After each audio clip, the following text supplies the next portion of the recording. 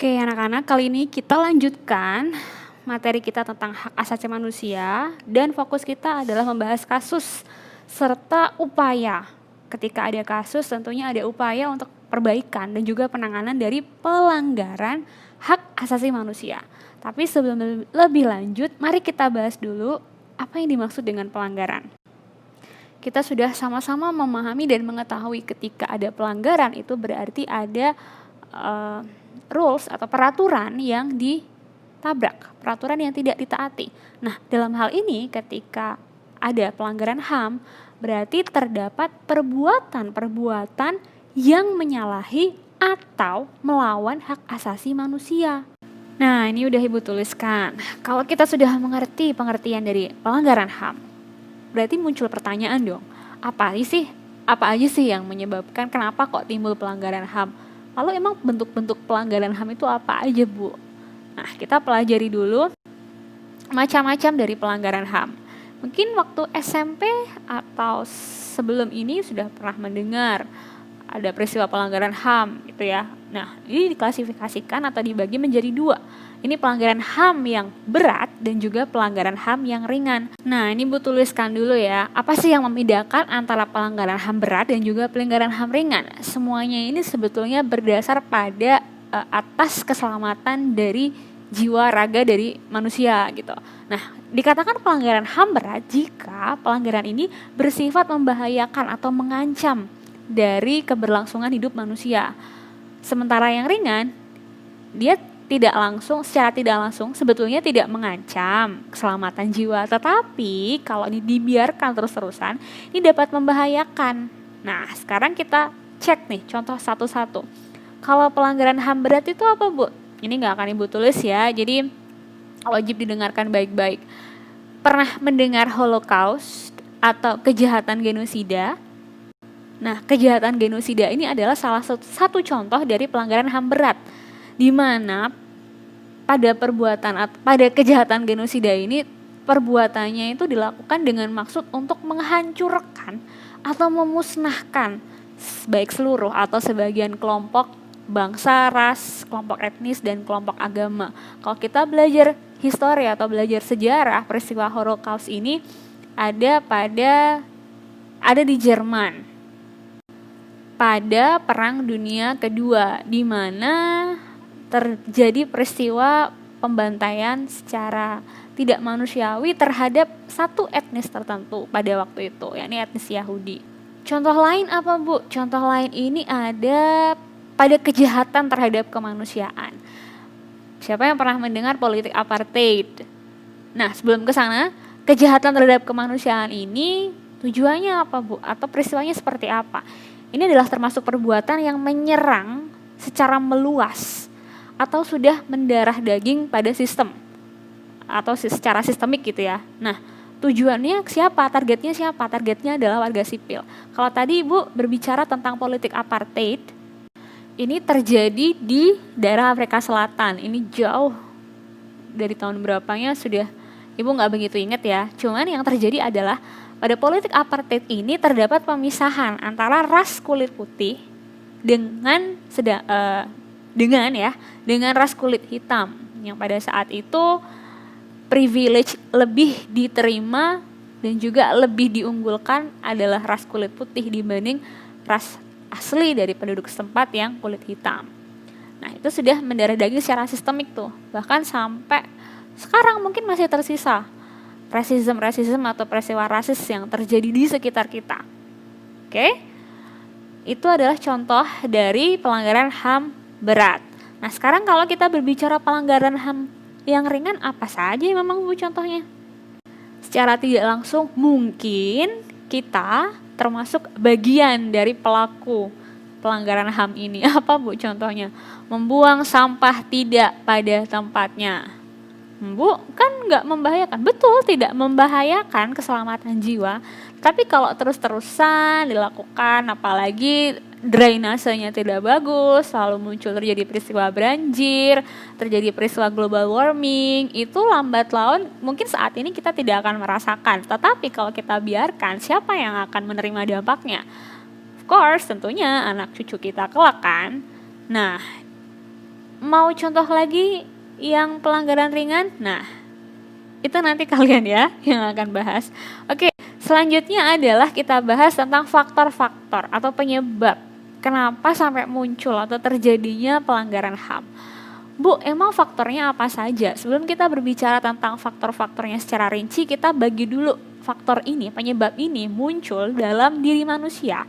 Itu dari dua sisi, yakni sisi eksternal dan juga sisi internal.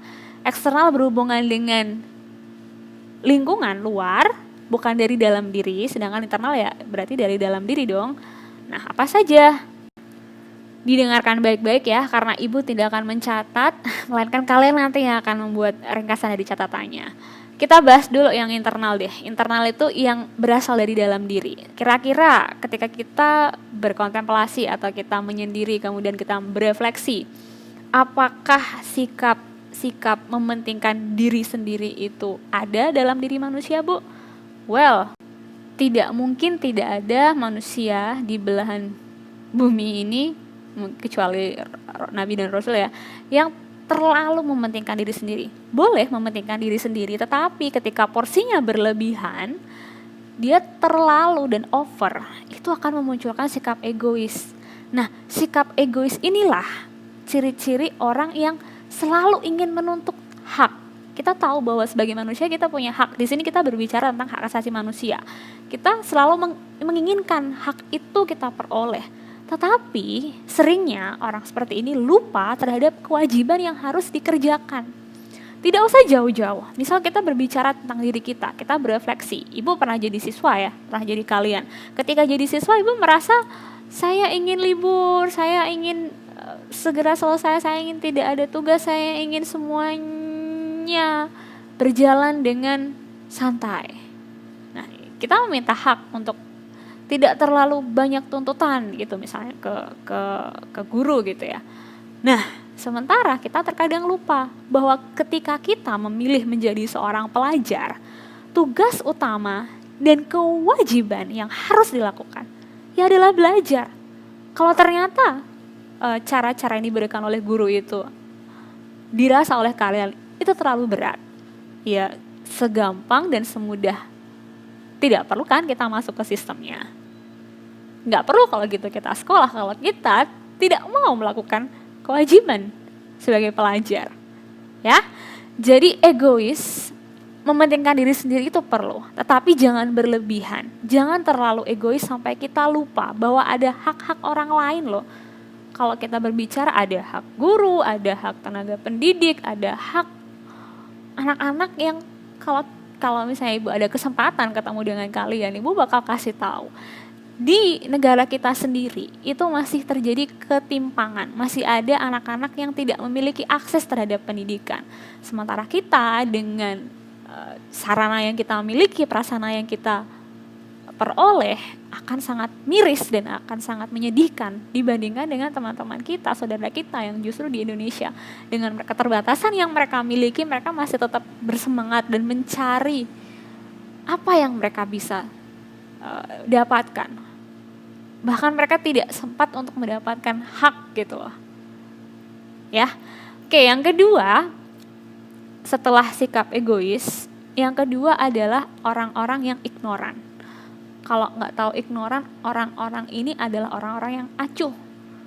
Orang acuh ini sehingga memunculkan sifat atau sikap yang merendahkan. Merendahkan apa, Bu? Dia tidak memiliki ilmu yang mumpuni terhadap kesadaran HAM. Ya, jadi intinya kesadaran HAM-nya rendah. Ketika tidak memiliki kesadaran HAM, orang-orang ini akan berperilaku seenaknya. Dia tidak mau tahu dan tidak peduli bahwa orang lain itu juga punya hak loh, punya hak asasi yang harus dihormati. Sementara karena dia merasa paling yang sultan gitu ya, sehingga orang-orang ini seenaknya sendiri, seenak udele dewe gitu kan. Nah, ini adalah salah dua dari faktor internal. Kemudian yang ketiga apa, Bu? Nah, ini saling berkaitan satu sama lain. Yang ketiga ini, kalau kita sering mendengar ada peristiwa rasis yang masih mungkin sangat terjadi di sekitar kita atau lingkungan kita di negara kita sendiri di Indonesia. Walaupun kita beraneka ragam, tetapi masih ada orang-orang yang ignoran tadi, orang-orang yang acuh, sehingga dia tidak memiliki sifat toleran, atau orang-orang ini intoleran gitu loh. Dia tidak memiliki sifat toleran ya, sikap toleran gitu. Nah, ketika tidak toleran, dia tidak akan bisa menghargai dan menghormati orang lain, baik kedudukan atau keberadaannya. Nah, ketika dia tidak bisa menghargai dan menghormati orang lain, dia akan cenderung melakukan peristiwa diskriminasi. Sekarang gini, kalau kita berpikir gak mau dong kita didiskriminasi, gak usah lah ya kita sebut, mungkin kalau di video gak akan bisa tersebut dengan jelas, tapi paling tidak semasa hidup kita tidak mungkin kita tidak mengalami peristiwa diskriminasi, apalagi kita hidup di negara orang yang kita harus mau dan tunduk dengan kultur yang ada gitu kan.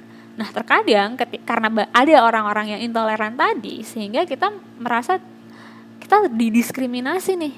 Nah, coba letakkan, put our shoes on others gitu.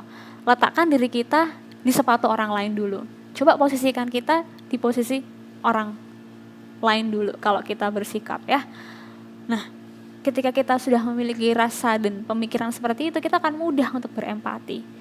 Ketika kita bisa memiliki empati yang tinggi, insya Allah sudah bisa dipastikan tidak ada lagi peristiwa-peristiwa yang tidak mengenakan,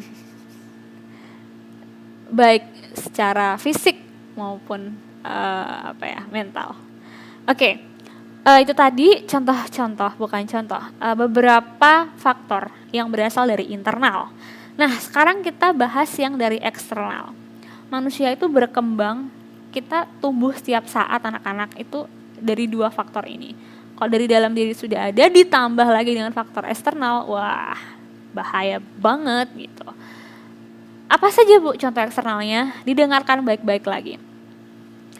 Yang pertama, manusia itu punya sikap yang cenderung untuk haus. Baik haus terhadap kebutuhannya, misal air kan haus. Juga haus terhadap kedudukan atau kekuasaan. Ketika orang merasa di atas, sudah memiliki kekuasaan, dia akan memiliki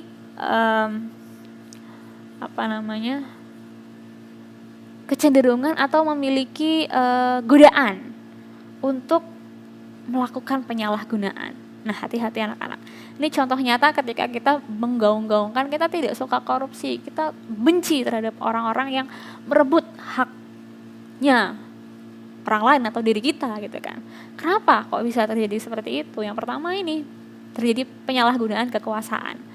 Ketika orang yang ignoran tadi kemudian memiliki kekuasaan lebih, dan kekuasaan yang diberikan itu misalnya ada peristiwa yang kemudian mengusik dari keberadaan dirinya, dia akan dengan mudahnya untuk memberikan kebijakan atau peraturan atau hal-hal yang tidak sesuai dengan harkat martabat orang lain. Nah, inilah terjadi peristiwa pelanggaran HAM. Apa Bu contohnya selain itu? Pernah dengar Marsinah tidak? Ibu yakin kalau udah pernah dengar deh. Nah, Marsinah ini ada salah satu dari contoh kaum marginal di negara kita, di mana ketika nanti misalnya kalian jadi entrepreneur kemudian pengusaha, dan ketika ada buruh ya, Marsinah kan buruh, sebagai pengusaha kalian tidak mampu diberikan hak-hak buruh, nah jelas itu namanya pelanggaran hak asasi manusia. Karena itu diperlukan komunikasi yang baik dan pemahaman yang cukup. Jadi ketika kalian pun nanti jadi pengusaha, harus bisa memahami hak-hak dari orang-orang yang kalian pekerjakan gitu. Itu yang pertama. Yang kedua, selanjutnya kita sebagai Indonesia, kita tahu bahwa negara kita adalah negara hukum. Untuk hukum ini berjalan dengan optimal atau maksimal, diperlukan instrumen atau alat atau undang-undang. Dan untuk mengawasi atau melakukan tindak hukum gitu ya, ketika ada orang-orang yang melanggar hukum, itu diperlukan aparat penegak hukum kan. Nah, sekarang di sini yang menjadi masalah adalah ketika terjadi ketidaktegasan dari aparat penegak hukum. Kalau kalian pernah baca thread di Twitter atau baca opini dari forum di orang-orang, ternyata masih ada loh aparat penegak hukum yang tidak memiliki integritas dalam dirinya, sehingga dia kemudian hukum itu dijadikan sebagai alat untuk memperkaya diri gitu. Contoh nyata, ini Ibu alami dulu mungkin saat masih di Indonesia. Iyalah Bu, gimana sih? Nah, saat Ibu naik motor gitu ya, terus Ibu tidak melakukan pelanggaran sebetulnya, kemudian dicari-cari pelanggaran. Waktu itu kalau nggak salah ada, kalau di Indonesia kan sepeda motor itu jadi alat transportasi utama kan. Nah, alat transportasi motor itu di rodanya itu ada kayak penutup anginnya, apa ya namanya, penutup angin lah gitu. Nah, penutup angin ini oleh adiknya Ibu dibuat atau diganti dengan penutup yang lain yang menurut dari aparat penegak hukum ini adalah tidak sesuai dengan peraturan. Wow, namanya masih belum paham hukum ya, belum sadar hukum, ya sudah Ibu iya aja. Nah, ketika sekarang sudah paham, kita baca lagi instrumennya, itu ternyata tidak ada di instrumen ya. Jadi hati-hati pun ketika kalian nanti suatu saat, Ibu aminkan amin, menjadi orang-orang atau yang duduk menjadi penegak hukum, jangan sekali-kali bertindak sewenang-wenang ketika kalian menjadi orang-orang yang memiliki kekuasaan, dalam hal ini menjadi penegak hukum gitu ya. Kemudian ini kayaknya kalian bisa relate sekali dalam kehidupan sehari-hari. Jangan sampai ya, yang ketiga ini, ketika kita dihadapkan pada teknologi yang super duper sangat cepat perkembangannya seperti sekarang, kemudian kita kalah pintar dengan smartphone kita. Kalah pintarnya seperti apa Bu? Nah, ini contoh nyata ketika ada penyalahgunaan teknologi. Kita tahu teknologi itu diciptakan seperti dua mata pisau ya, bisa menjadi yang positif, bisa menjadi yang negatif, bergantung dari orangnya seperti apa dulu nih yang megang. Orangnya smart tidak, akan memberikan pengaruh positif ketika dia bisa menggunakan untuk hal-hal yang baik gitu ya. Nah, yang negatif memang apa sih Bu? Kalau disebutkan dengan rinci kayaknya terlalu kekanakan sekali. Pasti deh kalian paham. Ya udah, paling gampang aja deh. Misal kita punya kuota gitu ya. Kita udah beli kuota nih, dan sementara kita tahu kalau yang kewajiban kita sebagai pelajar, kita belajar dulu, dan kita belajarnya online, berarti kuota itu menjadi kebutuhan utama, menjadi bahan bakar, menjadi amunisi. Lalu kita tergoda untuk berselancar di dunia maya. Saking asiknya kita lupa terhadap waktu dan juga terhadap kuota yang digunakan. Saat satu waktu ketika kemudian pembelajarannya dilakukan dan ternyata kuotanya habis, ya guru pasti tidak akan bisa mengontrol semuanya gitu. Cuma dikembalikan lagi, berarti apakah sudah memiliki pengendalian diri kalau seperti ini? Enggak dong, ya kan? Jadi jangan sampai dibodohi oleh teknologi. Tahu nggak kenapa teknologi yang bentuknya sosial media gitu kan diciptakan, kalau di Instagram explore, kalau di TikTok itu kan for your page kalau nggak salah ya, FYP. Ibu nggak main selanjutnya, jadi nggak paham. Nah, di situ itu dibuat unending scrolling maksud Ibu. Itu akan terus di scroll, masih ada lagi. Nah, itu adalah salah satu trik yang digunakan, yang diterapkan oleh developer untuk bukan membodohi sih. Iya, kalau sampai nggak bisa menahan diri itu namanya dibodohi kan. Membodohi dari usernya gitu loh ya. Jadi jangan sampai hal-hal yang harusnya kita bisa menghindari, lalu kita mudah untuk terdistraksi dan terdistrupsi. Ada lagi yang selanjutnya Bu? Masih ada. Ini terjadi pada sistem sosial yang kebanyakan sih masih ditemukan di negara-negara berkembang. Apa tuh Bu? Terdapat kesenjangan baik secara sosial maupun ekonomi yang masih sangat tinggi. Terkadang kita lupa bahwasanya kerja keras saja itu tidak cukup. Kita mau mati-matian gitu ya, kerja 10 jam. Beda dengan orang-orang yang sudah memiliki privilege dari awal. Orang-orang yang sudah misalnya kita terlahir, si A ini terlahir dari golongan yang berada gitu kan. Walaupun titik startnya sama, tapi ketika sudah memiliki privilege, ya akan berbeda hasilnya di akhir gitu ya. Tapi ingat, yang kita cari adalah bukan pada hasil akhirnya, melainkan pada prosesnya. Ketika kita mengetahui bahwa privilege yang kita terima tidak sama dengan orang lain, berarti kita harus berusaha lebih keras.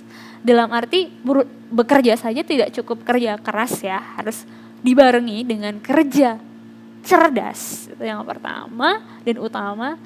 Dan juga kerja ikhlas, karena bagaimanapun ketika kita bekerja, kita niatkan untuk ibadah, insya Allah apa sih yang kita cari di dunia? Amalan-amalan kita bawa untuk kehidupan setelah kita meninggal nanti kan, ya. Nah, itu disiapkan juga dari sekarang.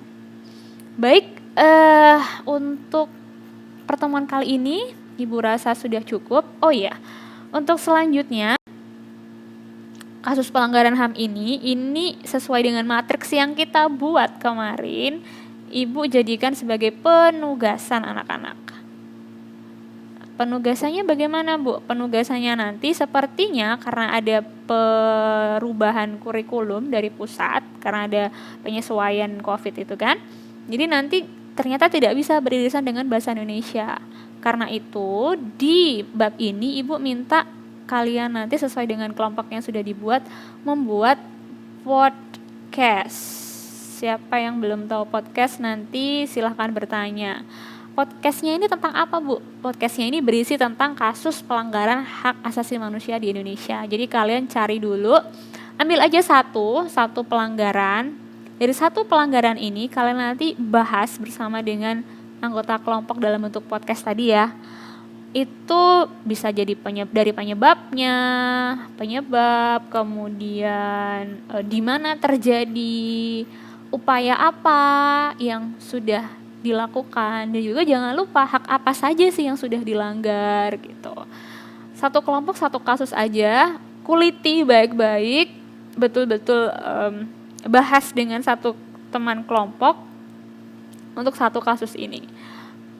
Usahakan kasus ini yang berbeda ya tiap kelompok, jadi nanti saling melengkapi. Kalau ada pertanyaan silahkan drop down your comment di bawah anak-anak. Kalau tidak, tanyakan melalui grup. Oke, cukup sekian.